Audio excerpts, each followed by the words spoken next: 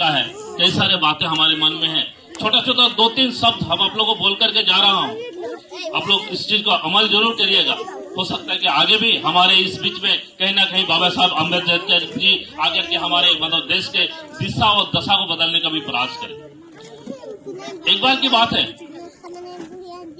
कि मंदिर में अचानक जो एक पत्थर होता है ना, जो टाइल्स होते हैं, मार्बल्स होते हैं, अचानक वो रात 12 बजे उठ करके जाग जाते हैं और मूर्त को पूछते हैं कि हे मूर्त, ये बहुत ही नाइंसाफी है। आपको पता है, आपको और हमें दोनों को एक ही लॉरी से एक ही जगह से लाया गया था। हजारों श्रद्धालु आते हैं, हम पर पैर दे करके आप पर शीश झुकाते हैं, जबकि हम दोनों एक ही पत्थर से बने हुए होते हैं। तो मूर्ति हंसते हैं। उन्होंने कहते हैं कि तुम्हें पता है कि जब मूर्तिकार ने छेदी मार करके हम लोग को बनाने का प्रयास कर रहे थे, तो उस पत्थर ने बताया यार इतना दर्द होता था, असहनीय था, हम लोगों ने हमसे तो सहन नहीं हुआ। मूर्त इसलिए बोलते हैं कि तुमने सहन नहीं कर पाया, इसलिए तुमको पत्थर बना दिया गया। मैंने सहन किया। आज आप लोग जो बोलते हैं ना कि बाबा साहब अम्बेडकर जी के साथ कई सारे मतलब ऐसा घटना हुआ है, उन्होंने सहा, जिसके चलते में उन्होंने मूर्त बना है। अगर आपके बच्चों भी या आप छोटे छोटे बच्चों भी अगर सहन नहीं कर पाएंगे तो आप कभी मूर्त नहीं बन पाएंगे। अगर मूर्त बनना है, मूर्ति बनना है, तो आपको जीवन में संघर्ष जरूर करना पड़ेगा। और कुछ चीज ऐसा होता है जो आपको नेग्लेक्ट करके चलना है। एक बार की बात है, जब नदी के किनारे में एक फूल का पेड़ था।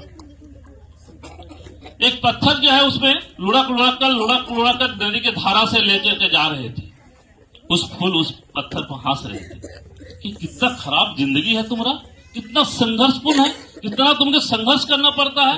पर उस ये जो है पत्थर ने आवाज नहीं दिया, उन्होंने आंसर नहीं दिया। उन्होंने लुढ़कते चले गए। कुछ घाट बदलने के बाद एक बार क्या हुआ, एक साधु जी ने उस पत्थर को उठा करके लाए, वही लुढ़क करके जो जा रहे थे उस पत्थर को ला करके मंदिर में जाकर के शिव जी का स्थापना कर दिया। और वही फूल जो उस पत्थर पर हंस रहे थे, उनको अगले दिन सुबह को उसके चरण में चढ़ाया जा रहा था।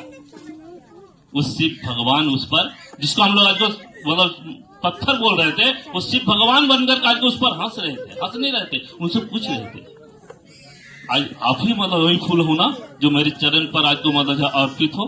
तो जीवन में जब तक संघर्ष नहीं करेंगे, आपको जीवन मतलब कभी भी आपको मतलब जीवन कभी भी उड़ान नहीं भर पाएगा, आप कभी भी मूर्त नहीं बन पाएंगे, आपको कभी भी पूजा नहीं जाएगा, आपका नाम कथाएं मतलब कभी भी मतलब मनुष्य के जीवन ये मतलब जो मरणशील है, पर हमारा नाम कभी मरते नहीं है। मैं और एक छोटा सा शब्द बोल करके, मेरे ऐसे तो मतलब कई सारे बातें हैं, एक छोटा सा शब्द बोल करके मेरे अपने वाणी को विराम देता हूँ। मेरे जो छोटे छोटे बच्चियों, खास करके जो मतलब प्रोग्राम कर रही थी, स्पीच बोल रहे थे, तो मैंने सब चीज को बारीकी से देख रहा था। मेरे पास फोन आ रहा था, मैं काट दे रहा था, लेकिन उनके सारे शब्दों को मैं सुन रहा था, मुझे बहुत अच्छा लग रहा था। और एक मतलब जज्बा मैं आप लोगों को सिखा करके जाता हूँ। एक बार की बात है, एक लड़की अरुणिमा सिन्हा, आप लोग नाम सुने होंगे जरूर। अरुणिमा सिन्हा जो है, जब रोड में जा रहे थे तो कुछ गुड्डों ने मिलकर उसको चेन उन सब छीन लेते हैं, पैसा वैसा सब छीन लेते हैं और उसको मतलब रेल की पटरी में गिरा देते हैं। रेल की पटरी के मतलब के कारण उसका मतलब घुटना के नीचे कट जाता है।